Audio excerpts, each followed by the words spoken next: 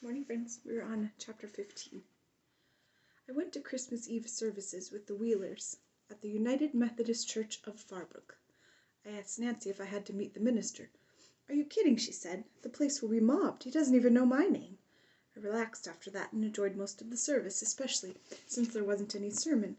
The choir sang for 45 minutes instead. I got home close to midnight, so I was tired. I was so tired my parents didn't question me. I fell into bed without brushing my teeth.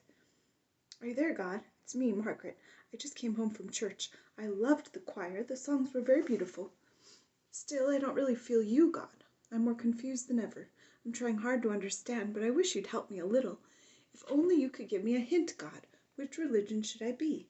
Sometimes I wish I'd been born one way or the other." Grandma came back from her cruise in time to pack up and head for Florida. She said New York had nothing to offer since I was gone. She sent me 2 postcards a week, called every Friday night, and promised to be home before Easter. Our phone conversations were always the same. I talked first. "Hello, Grandma. Yes, I'm fine. They're fine. School's fine. I miss you too." Then my father talked.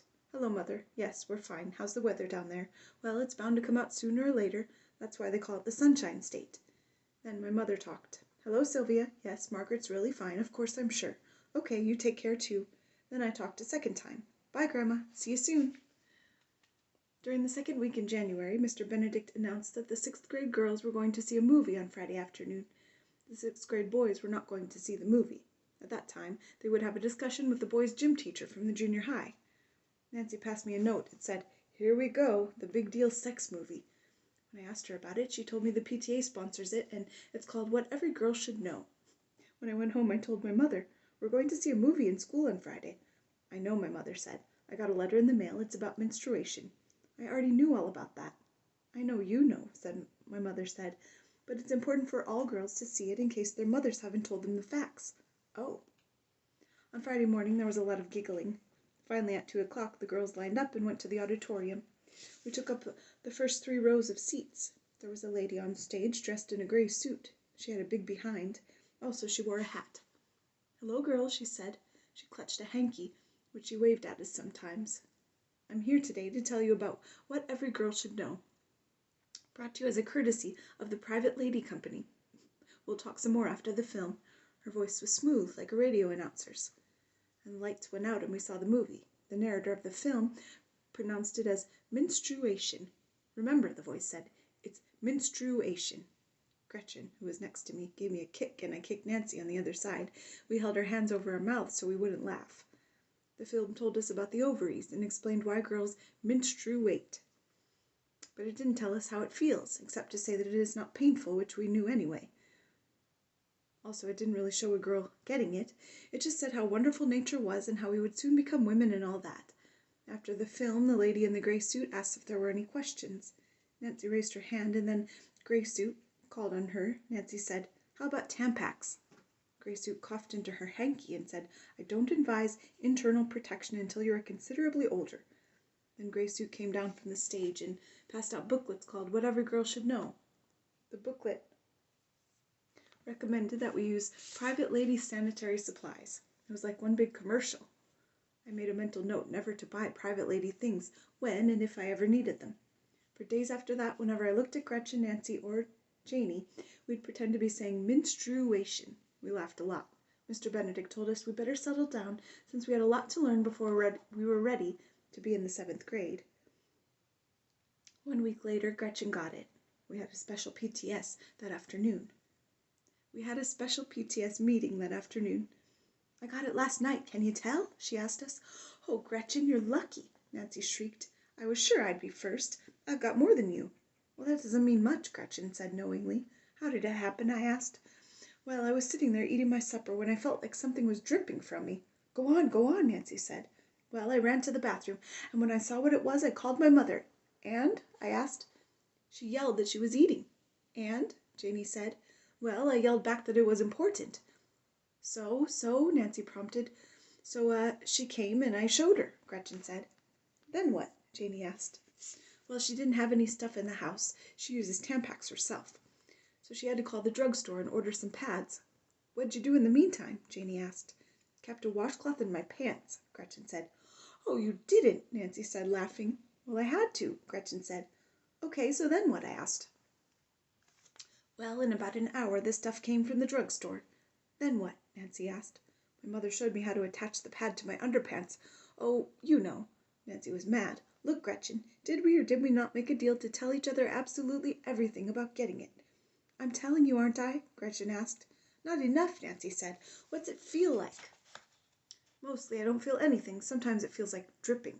It doesn't hurt coming out, but I had some cramps last night. Bad ones? Janie asked. Not bad, just different, Gretchen said. Lower down and across my back. Does it make you feel older? I asked. Naturally, Gretchen answered. My mother said, now I'll really have to watch what I eat because I've gained too much weight this year. And she said to wash my face well from now on with soap. And that's it? Nancy said. That's the whole story. I'm sorry I've disappointed you, Nancy, but really that's all there is to tell.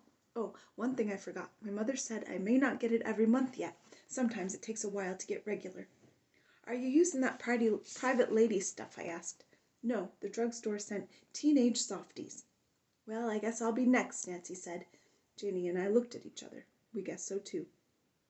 When I went home, I told my mother Gretchen Potter got her period. Did she really? My mother asked. Yes, I said. I guess you'll begin soon too. How old were you, Mom, when you got it? I think I was 14. 14? That's crazy. I'm not waiting until I'm 14. I'm afraid there's not much you can do about it, Margaret. Some girls menstruate earlier than others. I had a cousin who was 16 before she started. Do you suppose that could happen to me? I'll die if it does. If you don't start by the time you're 14, I'll take you to the doctor. Now stop worrying. How can I stop worrying when I don't know if I'm going to turn out normal? I promise you'll turn out normal. Are you there, God? It's me, Margaret. Gretchen, my friend, got her period. I'm so jealous, God. I hate myself for being so jealous, but I am. I wish you'd help me just a little. Nancy's sure she's going to get it soon, too. And if I'm last, I don't know what I'll do. Oh, please, God, I just want to be normal. Nancy and her family went to Washington over Lincoln's birthday weekend. I got a postcard from her before she got back, which means she must have mailed it the second she got there. It only had 3 words. I got it. I ripped the card into tiny shreds and ran into my room. There was something wrong with me. I just knew it. And there wasn't a thing I could do about it. I flopped onto my bed and cried. Next week, Nancy would want to tell me all about her period and about how grown up she was. Well, I didn't want to hear her good news. Are you there, God? It's me, Margaret. Life is getting worse every day. I'm going to be the only one who doesn't get it. I know it, God. Just like I'm the only one without a religion. Why can't you help me? Haven't I always done what you wanted? Please, let me be like everybody else. My mother took me to Lincoln Center twice. We used Grandma's subscription tickets. It wasn't as much fun as with Grandma because, number 1, I didn't get to ride the bus alone, and number 2, my mother thought the concert itself was more important than looking at the people. I wrote Grandma a letter. Dear Grandma, I miss you. Florida sure sounds like fun. School is fine. So are Mom and Dad. I am fine too.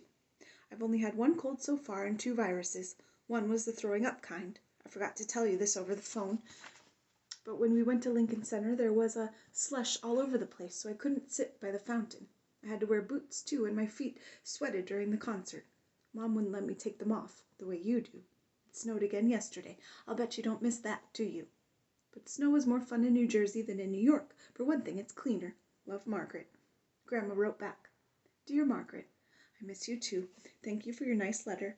I hope when you were sick, your mother took you to a good doctor. If I had been home, I would have asked Dr. Cohen who he recommends in New Jersey. There must be 1 or 2 good doctors there.